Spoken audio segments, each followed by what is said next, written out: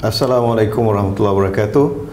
Selamat datang sekali lagi ke program Lepak Slumber Project Li Ta'arafu untuk siri ketiga. Selepas kita telah bersama dengan Sifu Nasir, kita juga bersama dengan Cikgu Zul, Cikgu Zamir, dan hari ini kita mempunyai tetamu yang amat berbeza sekali dan amat istimewa, iaitu Cik Wan Saiful Wan Jan yang merupakan Ketua Eksekutif Ideas, sebuah think tank, satu-satunya think tank yang mempromosikan idea liberal ekonomi di Malaysia. Okey, selamat datang Cik Wan Saiful. Terima kasih. Tak payah cik-cik lah, Tak payah Cik Wan lah.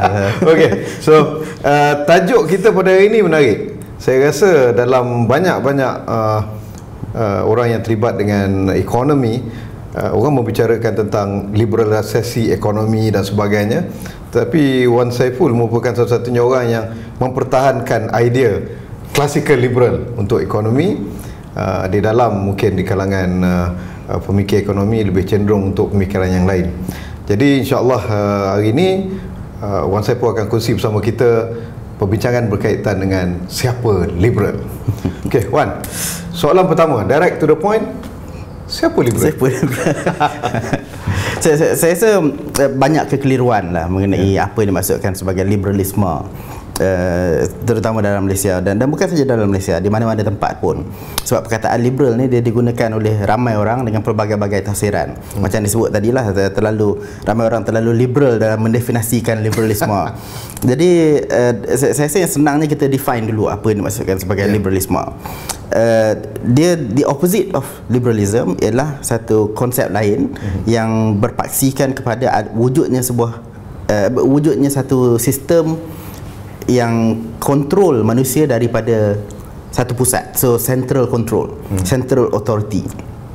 Jadi itu the opposite of liberalism. Jadi liberalisme ini adalah satu konsep yang mengatakan bahawa manusia perlu ada kebebasan untuk memilih cara hidup masing-masing, membuat keputusan masing-masing berdasarkan maklumat yang dia ada dan berdasarkan sikap dia menghormati orang lain dalam kehidupan seharian. Ini bukan dalam isu ekonomi sajalah. Ini bukan isu ekonomi saja. Ekonomi ini adalah salah satu cabang daripada kehidupan kita.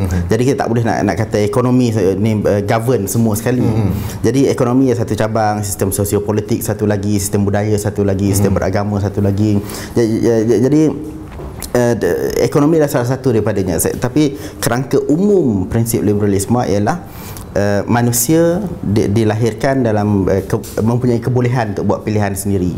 Jadi untuk govern that system of life, pegangan yang paling penting bagi mereka yang menganut fahaman liberalisme lah, kalau kita boleh guna term tu, ialah dia melihat orang lain dengan kacamata yang positif. Iaitu kalau saya tengok Dr. Mazli kata, saya automatik saya akan start dengan pandangan bahawa saya sangka baik dulu. Dr. Mazli ni seorang yang baik selagi mana tidak melakukan perkara-perkara yang tidak baik kepada saya. Ini tak akan bunyi macam lebih Islamik? Kita tidak ada orang boleh paksa kita beragama. Kita juga boleh untuk memilih dan juga kita kena bersangka baik. Tak ke ini bunyi macam Islam? Saya rasa kalau kita tengok konsep-konsep yang ada dalam Islam, sifat Islam ni dia satu agama yang universal. Jadi saya tak nampak apa yang boleh dikatakan sebagai bertentangan dengan Islam dalam fahaman liberalisme. Apa yang berlaku ialah mungkin ada manusia-manusia tertentu yang mengatakan dia seorang liberal tapi dia tidak mengamalkan konsep tersebut dan dia kata, oh aku buat macam ni sebenarnya ni salah, tapi aku buat sebab aku seorang liberal. Dan bagi saya ini tak betul. Dia sama dengan seorang Islam, seorang Muslim yang pergi mencuri. Adakah disebabkan seorang Muslim mencuri maka Islam agama menggalakkan mencuri? Pastinya tidak. Jadi ada beza di antara Islam dan Muslim, sama seperti ada beza antara liberalisme dengan orang yang mengaku sebagai seorang liberal. Saya rasa yang pentingnya liberalisme ni dia secara umum, ini very broad generalization. Ada 4 prinsip yang paling penting. First kali ialah konsep kedaulatan undang-undang. Undang-undang ialah satu konsep yang mengatasi kehidupan manusia. Jadi semua orang subjected to the same set of law dan tidak ada orang yang boleh mengaku dia di atas undang-undang. Jadi rule of law, kedaulatan undang-undang. Yang kedua ialah konsep kerajaan yang terhad. Ini penting sebab kita kata tadi liberal dia tak suka pada central control. Jadi kerajaan diperlukan, tetapi peranan kerajaan tu mestilah dihadkan supaya dia tak kontrol segala-galanya. Jadi kerajaan tak boleh nak kata hari ni kita pakai baju Melayu warna kuning semuanya. Kerajaan tak boleh nak kata hari ni kita buat benda ni je, benda tu tak boleh. Hari Khamis baju batik. Hari Khamis dia mula nak masuk benda-benda macam tu. Okay. Tapi macam itulah lebih kurangnya. So peranan kerajaan ada, tetapi dia perlu terhad supaya dia tidak masuk campur dalam urusan yang berbentuk peribadi. Contohnya hubungan saya dengan Tuhan saya. Hubungan kalau kita sebagai orang Islam ni, hubungan kita dengan Allah adalah hubungan yang direct. Dia tidak ada perantara. Kita bukan macam agama-agama lain yang ada pengantara antara kita dengan Allah. Kita boleh berhubung terus dengan Allah.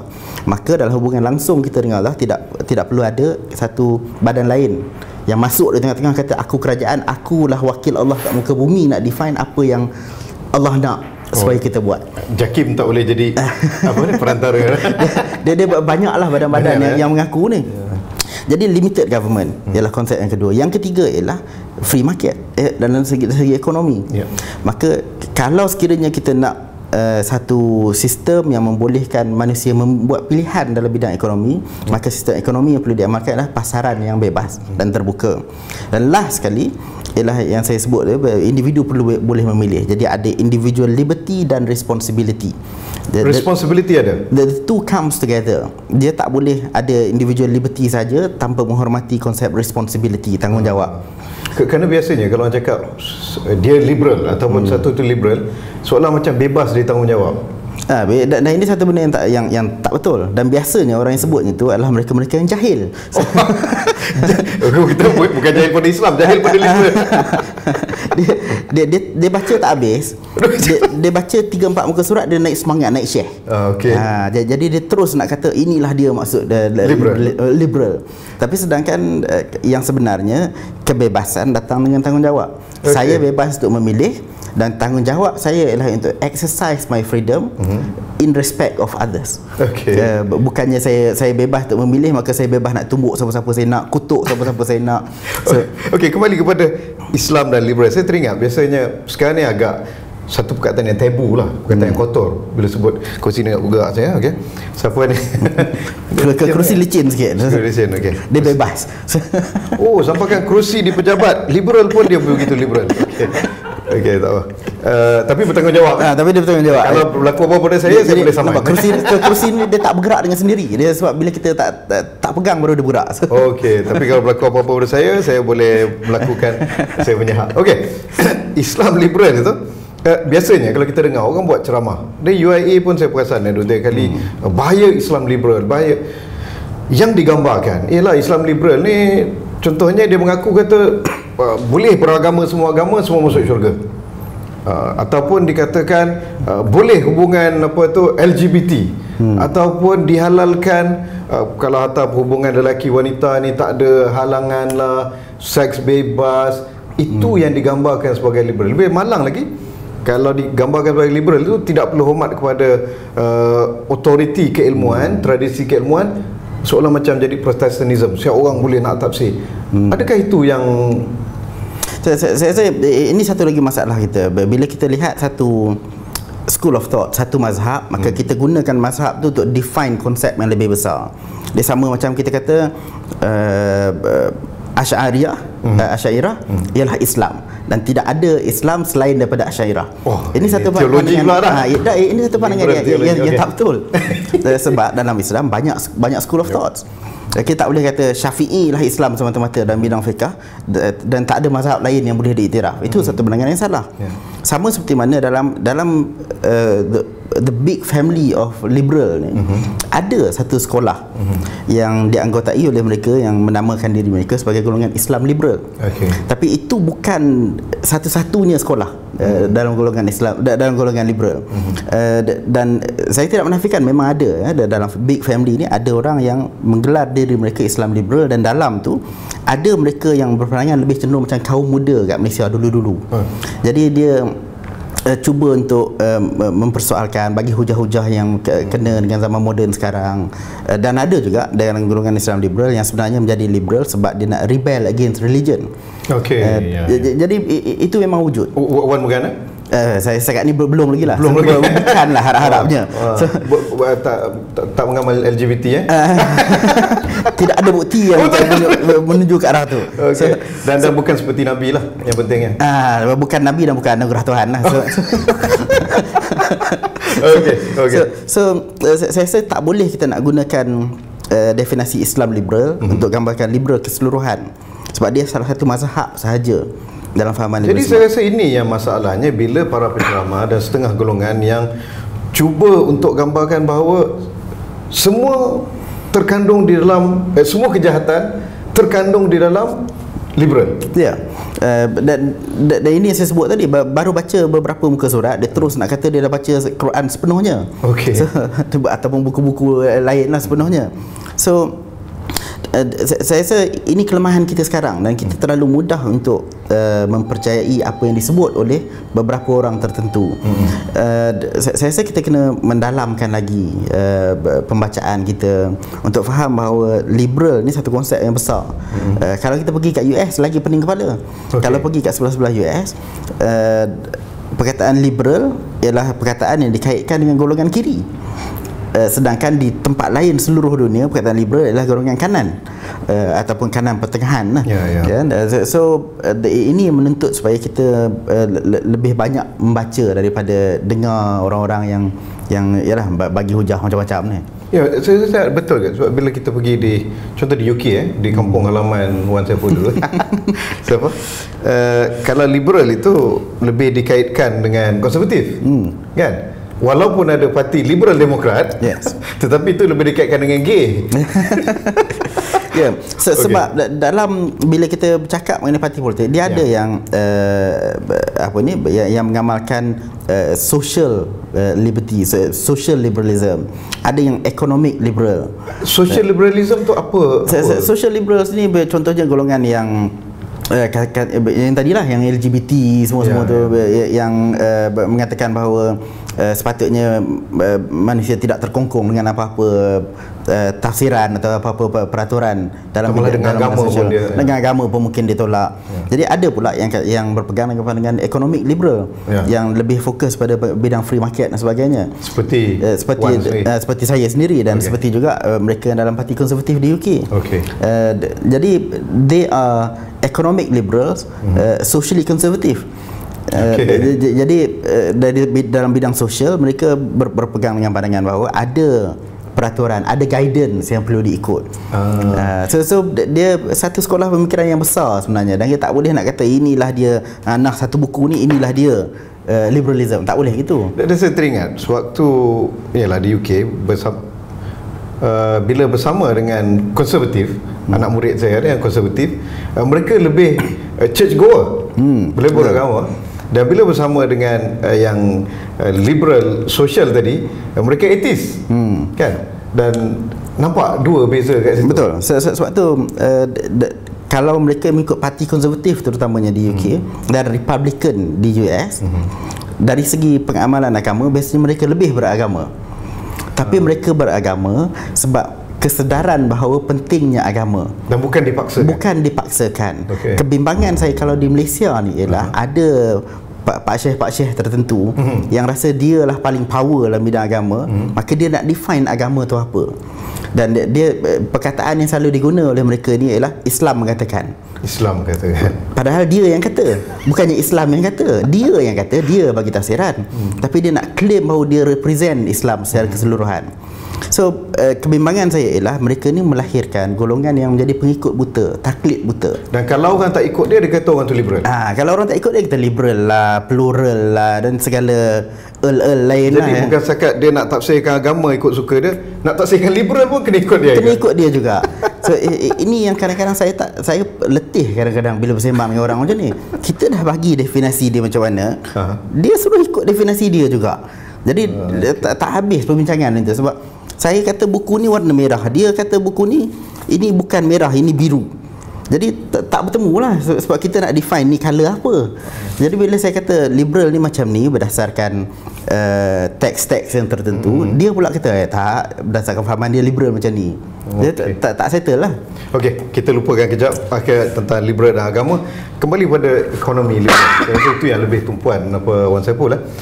Adakah ekonomi di Malaysia benar-benar liberal? Oh tak, saya Malaysia. Tapi kita ada penswastaan, dasar liberalisasi dan segala bagai. Masih tidak liberal. Dia kalau dilihat dia ekonomi kebetulan saya tadi sebelum ni, ini satu buku yang tajuk dia tunjukkan kepada penonton. Annual Report Economic Freedom of the World punya report. Jadi ini satu publication yang ada kat website kita, yang orang boleh download lah daripada website kita, yang define apa yang dimaksudkan sebagai a free economy. Oh, ada nama perkenalan edisi Malaysia oleh Wan Saiful Wanjan. Dia juga tu nama penting tu. Itu nama penting. Okey. Sebab tu dia promote. Dan boleh download di website. Boleh download dalam website. Dan kita terbitkan publication ni setiap tahun. Apa website dia? www.ideas.org.my. Okey, www.ideas.org.my. Ya, betul. So dalam bidang ekonomi ada beberapa kriteria yang mendefinisikan ekonomi itu free atau tidak, liberal atau tidak. Malaysia ni saya rasa dia kat tengah-tengah lah. Dia Wasatia. Dia bukan itu, dia masih lagi mencari kebenaran. So dia daripada ekonomi yang terkawal sejak diwujudkan dasar ekonomi baru terutamanya. Dia macam ni, kalau kita tengok sejarah zaman Tengku Abdul Rahman, ekonomi kita lebih bebas. Kemudian apa yang berlaku ialah diperkenalkan dasar ekonomi baru selepas 13 Mei. Jadi awal tahun 70-an tu diperkenalkan dasar ekonomi baru, yang mana peranan kerajaan diperbesarkan dalam ekonomi. Itu mungkin perlu dalam masa tersebut. Jadi itu satu polisi yang memang kena dengan situasi semasa. Sebab ada keperluan lah kan, selepas riot semua tu. Tapi bila kita lihat kerajaan sekarang di bawah pimpinan Datuk Seri Najib, diperkenalkan new economic model, model ekonomi baru. Dan kalau dilihat model ekonomi baru, dia berteraskan liberalisasi pasaran. Itu yang dikatakan. Jadi saya rasa realitinya ialah mana-mana negara yang nak membangun, dia kena liberalisasi ekonomi. Sebab kalau tidak, terkongkong, takkan selama-lamanya jadi macam China dan Korea Utara, yang mana negara tu komunis dan banyak dikawal oleh kerajaan. Kalau tengok China sekalipun, walaupun negara tu komunis, dia nak bangunkan beberapa bandar besar macam Beijing, Shanghai dan sebagainya, dia kena pakai kapitalisme juga. Dan sekarang kita tahu kat seluruh dunia, China merupakan kapitalis nombor satu. Yes. Dan ini jadi dia panggil itu state capitalism. Dan dia kena juga mengamalkan beberapa prinsip asas dalam ekonomi liberal untuk membangunkan negara. Dan saya rasa tapi state capitalism ni ada banyak masalah juga, ada kronisme lah, ada corruption dan sebagainya. Pemusatan kuasa masih sebab ada lagi pemusatan kuasa. Market yang sebenarnya ialah satu sistem beri kuasa kepada rakyat, pada orang biasa macam kita untuk buat pilihan. Tapi alasan mungkin bagi mereka yang menentang idea pasaran pasaran bebas dan liberal ni, kalau dibiarkan sedemikian, maka golongan Bumiputera orang Melayu akan ketinggalan, sebab kita tidak ada equal footing. Sebab itu mereka perlukan kerajaan dan sebagainya. Apa komen Wan? Saya rasa kita tengok macam ni lah dari segi ekonomi. Dia ada benda yang disebut oleh ahli politik dan ada benda yang diamalkan oleh ahli politik. Jadi dia ni dua benda berbeza. Sebab orang politik ni saya rasa dia akan kata benda-benda yang boleh meraih undi. Tapi ada kalanya dia tahu bahawa kalau dia buat apa yang dia kata, maka negara takkan ke hadapan lah jawabnya. Banyaklah saya boleh bagi contoh, tapi sebab kita cakap pasal pentadbiran Malaysia sekarang, kita fokus kat BN je lah, senang. Pakatan boleh lebih kurang sama je, tapi tak apa, tu kemudian topik lain. Kalau kita tengok apa yang disebut oleh Perdana Menteri sekarang, dia sebut mengenai kena tolong orang Melayu, ataupun UMNO lah sekarang, kena tolong orang Melayu, kena pastikan ada bantuan, ada sistem prasarana dan sebagainya. Tapi apa dia buat? Dasar sebenarnya masih lagi liberalisasi.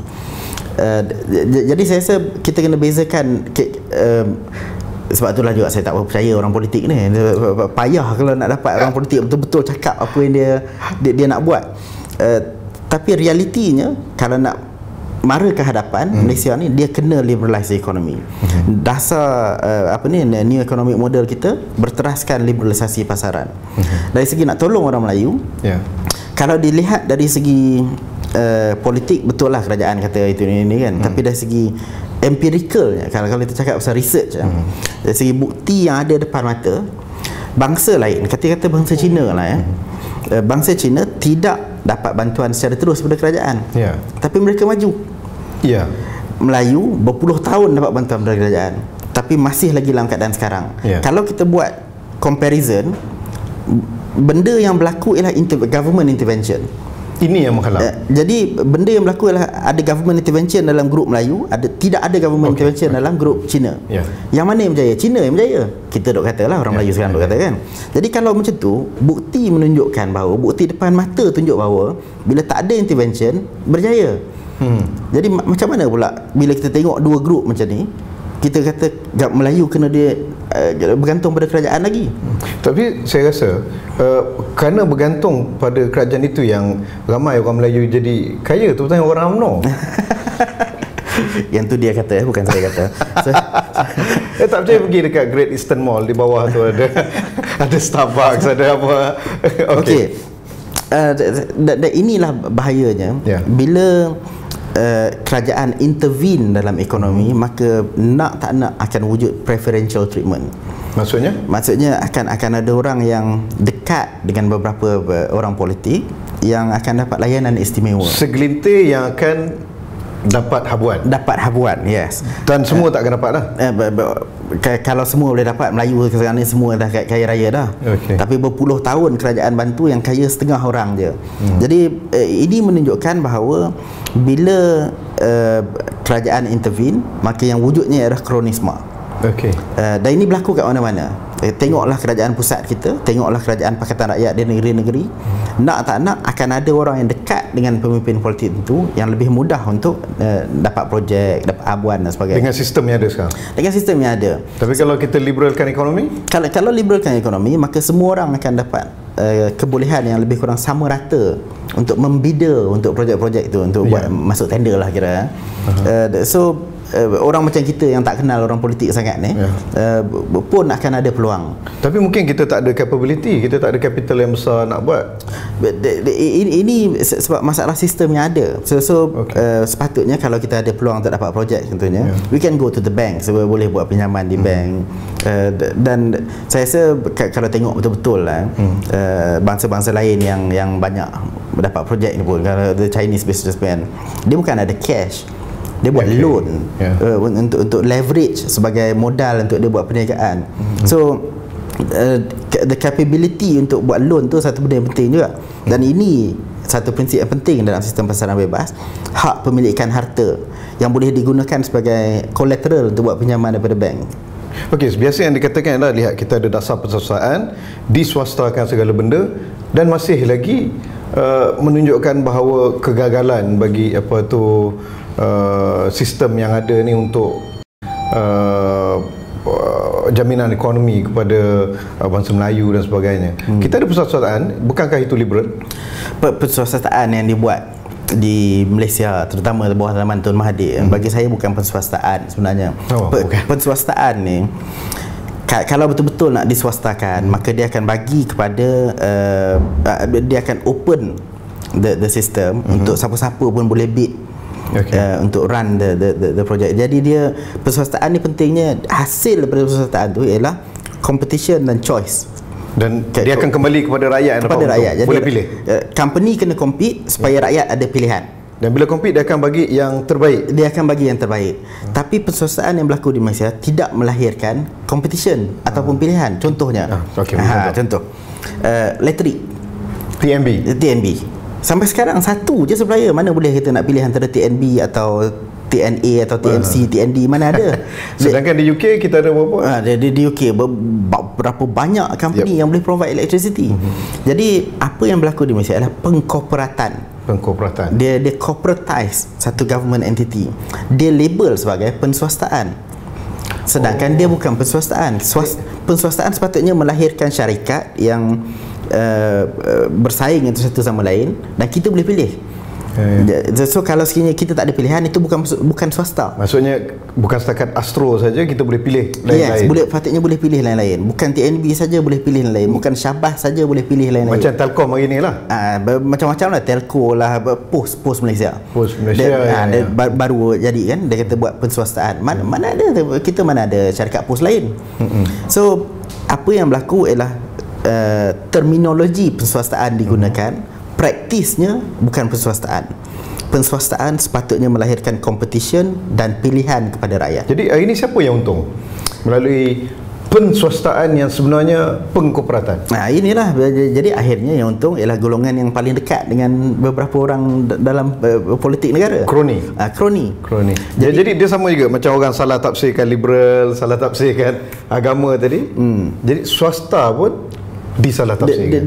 Jadi pentafsiran ni tak clear, dan saya rasa kelemahan kita ialah selama ni yang wujud dalam suasana kita kat Malaysia ialah budaya kita terlalu feudal dalam pemikiran. Ada seorang datang mengaku akulah tahu segala-galanya. Tiba-tiba kita ya memang kau tahu segala-galanya, kita ikut je apa dia sebab kata. Dia somebody. Sebab dia somebody. Jadi iyalah dia berbezalah. Kalau dia nak dapat pengaruh daripada bidang agama, dia pakai serban, ada janggut sikit, ada tanda dua kat dahi sikit. Bagus sebenarnya, tapi bila digunakan untuk kepentingan politik dan kuasa, bahaya. Di sebalik satu lagi, dia nak tunjuk bahawa dia pandai sikit, dia pakai suit, dia pakai tie kemas, rambut sikat belah tepi macam pegawai marah sikit. So jadi bila dia pergi tu, dia dengan rombongan polis escortnya semua, jadi nampak macam gah. Jadi datang orang kagum, dan kita ni senang sangat kagum dengan orang. Dia sebut benda yang tak betul pun kita tak periksa betul ke tidak benda dia sebut tu, taklah kita percaya. So itu kelemahan kita lah, saya rasa. Kelemahan kita tu datang daripada mana? Saya rasa ini budaya feudal ni lama sangat hidup dalam masyarakat Melayu terutamanya. Sistem pendidikan ada kaitan? Sistem pendidikan banyak mainkan peranan sebab dia shape kita punya pemikiran kan. Sebab sistem pendidikan kita berpusat di Putrajaya. Jadi mereka tentukan apa yang rakyat perlu tahu dan apa rakyat tak perlu tahu. Yes, dan sebab inilah antara benda yang paling susah untuk diswastakan ialah pendidikan. Perlukah pendidikan diswastakan? Dia macam ni, perkataan swasta ni bagi saya ialah apa-apa yang bukan kerajaan. Jadi kalau kerajaan tak buat, maka dia swastakan. Saya rasa amat penting untuk pendidikan terutamanya diswastakan. Dia boleh dijalankan oleh yayasan, charity, dijalankan boleh tak oleh kita tukar wakaf. perkataan lebih menarik, dimasyarakatkan? Pendemokrasian sistem pendidikan negara. Pendemokrasian. Yes. Mana-manalah, asal bukan kerajaan yang buat. Asal bukan kerajaan. ABK. So bila kerajaan buat, dia akan tak dapat lari pada pengaruh orang politik. Kita tengok zaman, kalau kita nak cakap pasal zaman Islam lah, zaman kegemilangan Islam, institusi pendidikan tidak dikawal secara central control. Dia lahir wakaf sana, wakaf sini, universiti sana sini, dan dia individu, dia punya mudir dia yang berkuasa, tok guru dia. Malah mazhab pun tak ada centralize satu mazhab kan? Yes. Dan bila kerajaan adopt mazhab jadi mazhab rasmi, itu jadi perang tu. Betul. So dia jadi masalah. Orang liberal ni tahu tentang Islam juga. Dia lama jadi ahli PAS ni, tak apa.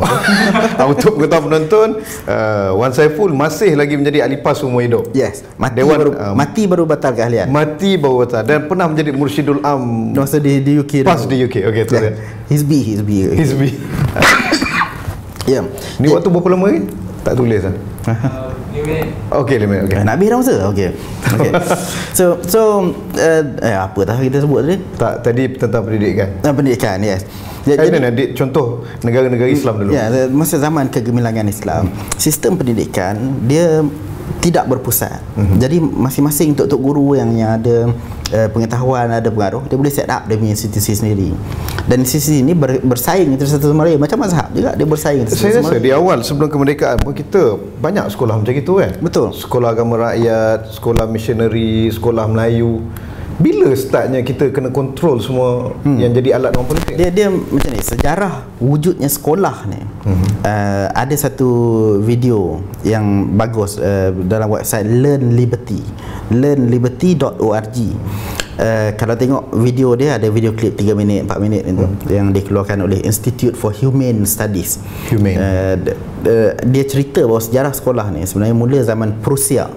Zaman Prussia 18 something lah, saya tak ingat, 1820 something kalau tak silap saya, yang mana sejarah diwujudkan sistem regimented system untuk sekolah ni ialah bila negara waktu tu, negara Prussia nak melahirkan orang dalam tentera dan dalam armed forces. Sebab tu sistem sekolah kita dia jadi tak logik sebenarnya kalau tengok. Sebab budak umur 7 tahun darjah 1, 8 tahun darjah 2. Sedangkan kalau tahap pembelajaran sepatutnya ialah berdasarkan kebolehan budak tu, bukannya umur dia. Mungkin ada budak umur 8 tahun pemikiran macam umur 10 tahun. Kenapa dia tak boleh masuk tahun tahap yang untuk itulah, untuk kebolehan macam tu? Wah, ini sudah liberal betul.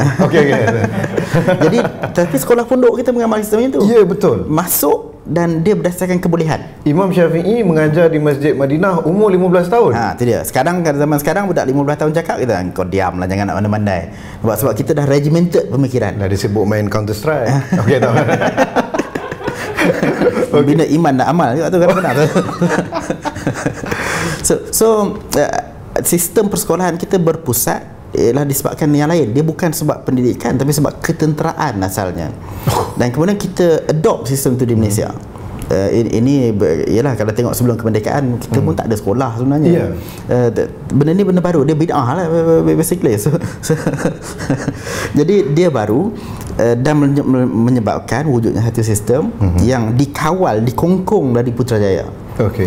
Dan realitinya ialah tidak ada mana-mana parti politik di Malaysia sekarang yang betul-betul bercakap untuk menghilangkan cengkaman Putrajaya dari sistem pendidikan. Dia rugilah kalau siapa pun naik kuasa. Dia akan pastikan sistem pendidikan ni melahirkan rakyat yang berpihak pada dia. Betul. Dan sebab itulah kita kena demand bahawa kita patut ada kuasa untuk tentukan sistem pendidikan kita. So sebab dia boleh membentuk pemikiran rakyat secara keseluruhan. Tapi mungkin alasannya, Wan, dia kata kalaulah diberikan kepada rakyat tak cukup duit, kerajaan banyak duit. Itu mentaliti dia. Tetapi kerajaan tu pun dapat duit pada mana? Duit rakyat juga. Dia dapat duit cukai tu kita yang bayar. Berbanding bayar kat kerajaan, lebih bayar direct kepada kepada student, kepada parents, supaya duit tu boleh digunakan untuk pergi ke sekolah yang dia nak. Tapi sebenarnya bagi saya duit ni, funding untuk sekolah ni ialah benda yang secondary. Dia sebenarnya lebih penting ialah dari segi syllabus, dari segi kurikulum dia, sistem pentadbiran, siapa boleh hire and fire cikgu. Itu yang lebih penting. Dan kemudian funding kena follow the system lah yang kita ni. Jadi kalau sekolah ada bagi kebebasan untuk guru besar boleh employ cikgu mana dia nak, guru besar boleh tentukan ataupun cikgu-cikgu boleh tentukan syllabus mana yang paling baik ataupun pendekatan paling baik untuk mengajar di sekolah. Funding tu datang kemudian. Funding tu adalah sistem kedua yang kita kena fikirkan. Kita waktu memang benar mencemburui, kita pun dah langgar waktu. Saya rasa mungkin ada beberapa nasihat atau kata-kata penutup Wan untuk pihak penonton yang ingin mengenai lebih lanjut lagi. Banyak kita sentuh tadi, ekonomi, pendidikan, beragama dan definisi liberal.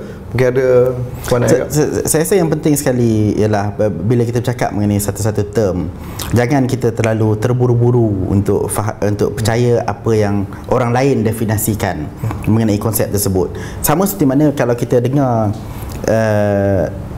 seseorang ni define Islam tu macam mana, kita nak tanya dia ni sebenarnya agama apa. Nampak kan? So kalau seorang yang datang dan nak ataupun Christianity ataupun Buddha, tak kisahlah. Kalau seseorang datang untuk mengatakan bahawa agama tu adalah agama yang tak baik, katalah dia nak kata Islam agama yang salah, maka dia akan bagi definisi yang tak baik mengenai Islam.